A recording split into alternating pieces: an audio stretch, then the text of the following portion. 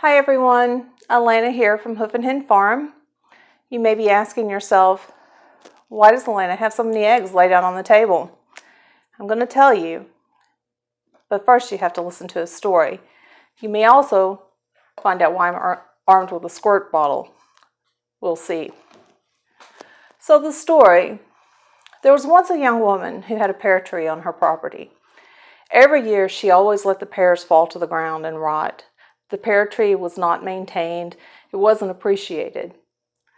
One year, she came home from work. She found her neighbor coming off of her property with a bucket full of pears that she collected from under the tree. She yelled at her neighbor. She said, "What are you doing on my property? Why are you taking my pears?" The woman apologized and said, "I'm sorry, I shouldn't have come on your property without permission, but I thought you weren't going to use the pears, so I just wanted to gather a few." Granted, she should have asked about coming on and taking some pears from the young woman. But the young woman responded without any grace at all and said, "I wasn't going to use the pears, but I'll let them rot before I give them away for free." The irony is, by the time the pears had fallen to the ground, they were already starting to be overripe and rot from the inside, much like the young woman's attitude. The young woman's greed didn't allow for the pears to be enjoyed by anyone. Hoarding and greed they are never good qualities. And as homesteaders, I know we are a giving people, but this is the time that so many people are hoarding and so many people are being greedy. And there may be some things that we can do to help out that we don't even think about. These eggs, for example. We have way too many for the two of us, and my husband doesn't even eat eggs. I usually sell these for $3 a dozen, but for the little bit of money that I could get for these eggs, it doesn't really matter.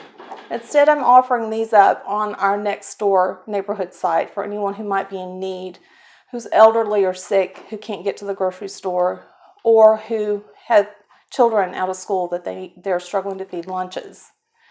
In the coming weeks, we should have goat milk available as well, and I plan to offer that up. There are other things that you may not think about. For example, if you have a garden, we usually produce way more than our family can eat.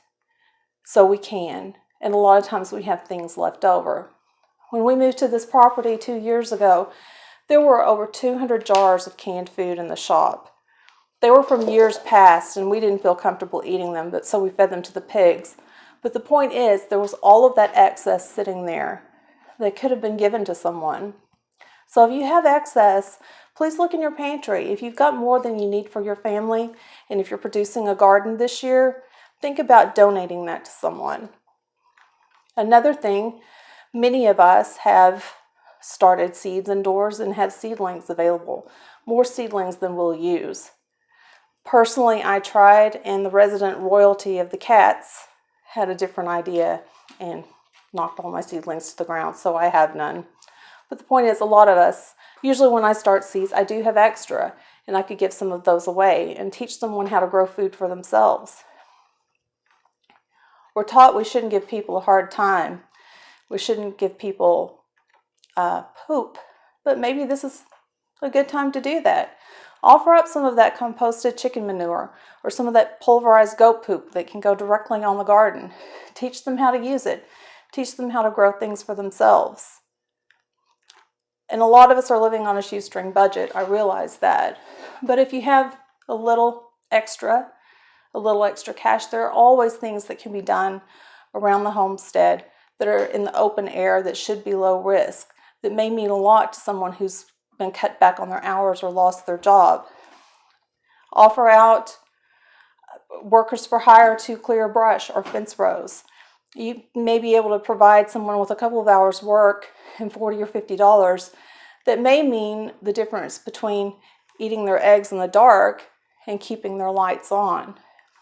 There are so many things we can think about in this time of crisis, so many ways that we can help our neighbors, and we need to do that. We need to look out for ourselves and our families, but don't forget your neighbors and don't forget your community. That is the true spirit of homesteading. Take care, wash your hands, Love your family, pet your animals. See you next time.